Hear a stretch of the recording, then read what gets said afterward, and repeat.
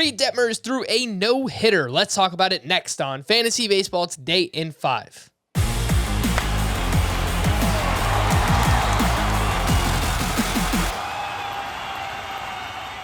Welcome into FBT in 5. As always, make sure to follow and stream us on Spotify. Today is Wednesday, May 11th. I am Frank Stanfield, joined by Scott White. Let's talk about Reid Detmers. He threw a no-hitter, allowed just one base runner. He had just 2 strikeouts in this start, and he lowers the ERA down to 3.77, 36% rostered, so he's widely available. Scott, what are we doing with this no-hitter? Well, look, it's obviously a great moment for Reid Detmers. Unforgettable for him. Although the more unforgettable moment for me from that game was Anthony Rendon hitting a home run in his first career at bat left-handed, just totally hot dogging. That was fun.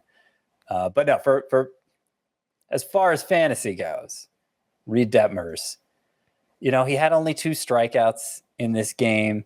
He had, it's not like he had a lot of swings and misses, only 10 on 108 pitches. That's not particularly impressive. And obviously had struggled up to this point, and I don't think, apart from the fact that he allowed no hits, there's a lot to be impressed about here either. The story for Reid Detmers when he was drafted, when he was dominating the minors, was, wow, this guy's curveball is amazing. But we haven't really seen that translate at any point in the majors, even in this start. I mean, it was the changeup that was responsible for more of the few whiffs that he did get, not the curveball. And if he doesn't have that bread and butter pitch, if it's not going to translate to the majors, then I don't know what there is to get excited about.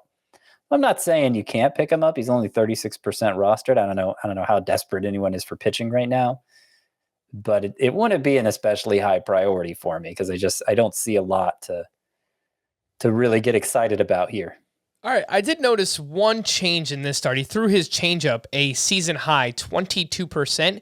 Entering this start, he was using that pitch just 5% of the time. This is Reid Detmers, so maybe this changeup helps unlock other things within his arsenal, but obviously an awesome moment. We'll see where Reid Detmers goes from here.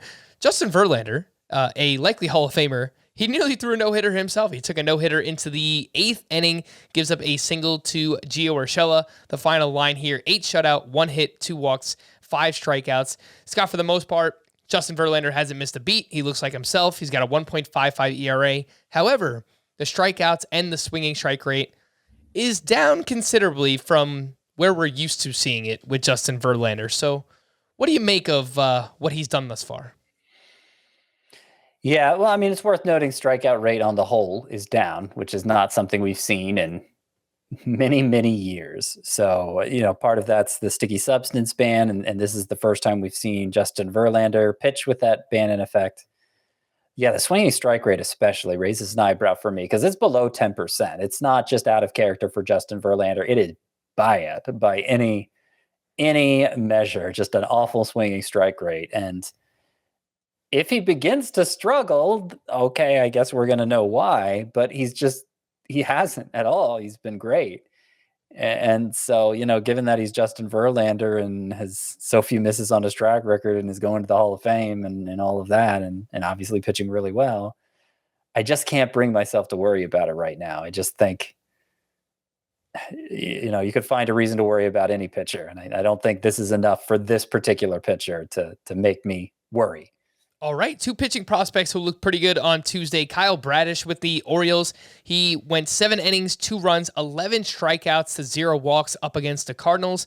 And Alex Faedo, a pitching prospect for the Tigers, made a spot start, and he went 5 innings. He allowed 2 runs, 7 strikeouts. He had 17 swinging strikes. Scott, are you doing anything with Kyle Bradish and Alex Faedo?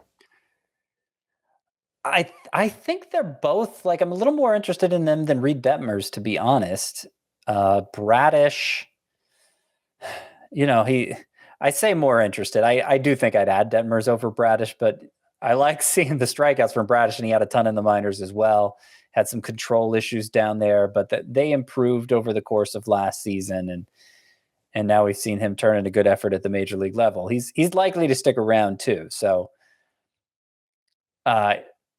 not a bad idea to take a flyer on him, but it's I want to see more because there are obviously some questions in his profile as well.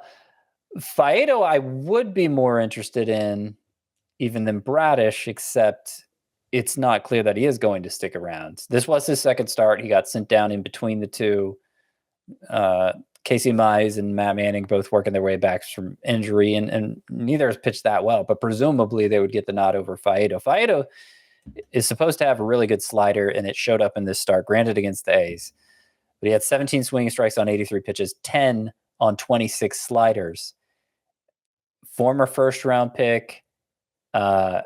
He's coming off Tommy John surgery, so this career-altering event just happened to him. The minor league track record overall isn't that great, but since coming back in the minors this year, 15.2 innings, 20 strikeouts versus 3 walks. So he was dominating in the little bit he was pitching down there, and has now turned in a great start in the majors. So hopefully the Tigers find a way to keep Faedo around.